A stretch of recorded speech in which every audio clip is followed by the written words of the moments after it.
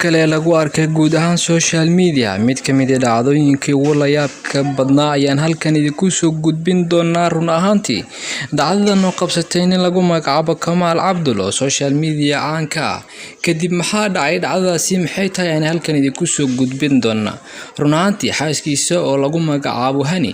nin ayaa sheegtay in xaaskiisa ay tahay isla markaasna asiga uu qabo xogo badan iyo sawirro iyo ciyaal badan oo ay u dhashay ayuu soo bandhigay waxa uu sheegay guud ahaan in magaceedii ay bedeshay isla markaasna ay ka dhuumatay si nin kale ay u guursato arintaasi oo aad Soomaalida ula yaabeen social media-na guud ahaan la isla dhaxmaraya ayaan idinku soo gudbin doonaa muuqaalka ninka sheeganaya in Hani ay xaaskiisa tahay run ahaantii arrimooyinka aynkan ayaa lagu arkaa marmar dhif ah social media hase yeeshee tani aad ay dadka ula yaabeen xogo dheeri ayuu soo bandhigayaa muuqaal ayuu kaga hadlayaa tani inay tahay xaaskiisa waxa uu sheegay in caruur badan ay u dhashay muuqaalo iyo sawirro intaba uu soo gudbin doono guud ahaan social media uu soo dhigi doono waxa uu sheegay in asigoo qaba ay nin kala guursatay taasina waxa uu marqaati kaga dhigay dhammaan shacabka Soomaaliyeed uu yiri arintani qabsatay qisadan cajiibka ah bal ila eega ayuu leeyahay hayeeshee wixii run ay wixii been Allah ayaa og anagu waxaan nahay kaliya soo gudbiyaal dhacdooyinka goobjoogayaal u ah hase yeeshee muuqaalkaasi ayaan idin soo gudbin doonaa goordhow shacabka Soomaaliyeed guud ahaan ayaa arintani siyaabo kala duwan uga hadlay kuwada afmaalka ah ee soo gudbiya barnaamijyada waxayna sheegeen in dhacdadan ay u baahan tahay fikir badan iyo maaragtaa macluumaad dheeri ah in laga soo gudbiyo hase yeeshee aan lagu fududaan karin xukun ahaan aan lagu xukumi karin in ninkan hore uu qabay maadaama wax aqoon ah aan u lahayn dadku aysan aqoon badan u lahayn kaliya waxa garan kara dadka aqoonta dheeri u leh dadka qaar ayaa sheegay in wajigeedii ay bedeshay guud ahaan halka qalina ay martay ay leeyihiin sidaas darteedna lagu garan waa hayeeshee ninkan hore oo sawirkiisa falaarta aad kaga idin muuqata tilmaamaysa ayaa hadli doona daqiiqado aad u tiro badan waxa uu sharaxi doonaa xaaladda haysata sababaha keenay asbaabaha guud ee xambaarsan arintan la yaab kale ee dadku ay ku wareereen dhinacna ay u ridi waayeen arintan sida ay ku dhacday xaaladaasi guud ahaan ay beena shigu samxada beema shigu qof oo ku soo wici karto meeqa qof ku soo qorto ku dhahday naagta waa naqaana ciyaal leedahay marka xoy dhahay maxaa laha qofka ku soo diray aabaha ku soo diray waa ugahay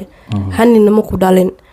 marka xada Hani way dhashay adina wax ma ku ogid hadda qof barato waay hooyadeena way tahay hooyadii markay tahay ana hooyadeena tahay maxaa laha bavisaal badan waa haya cadaymo badan marka way blokeeyay miga telefoon markaas miga qaban block isaare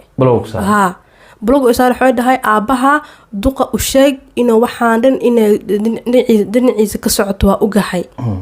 beentan iga joojiya adiga inuu Cabsalaan aabaha yahay wuu og yahay laakiin wuxuu inkirsan yahay in ay hooyada tahay cajiib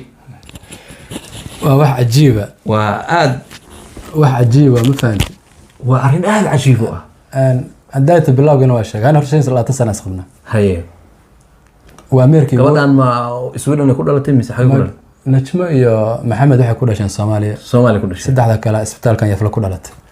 kuwa ka dhintay oo kale xagee ku dhashay Soomaaliya ku dhashay saddexda saqiirta waa gartay waxa ajaayib ciyaalkeena dhalay waa sheega asaga sheegay umada daaway soo xaradana oo sheego 25 sano horta Hani ilmeyga hooyad aan qabay haye ma fahant waa meerkii ugu horeeyay sameeyo waa gartay ma sameyn meer kale wali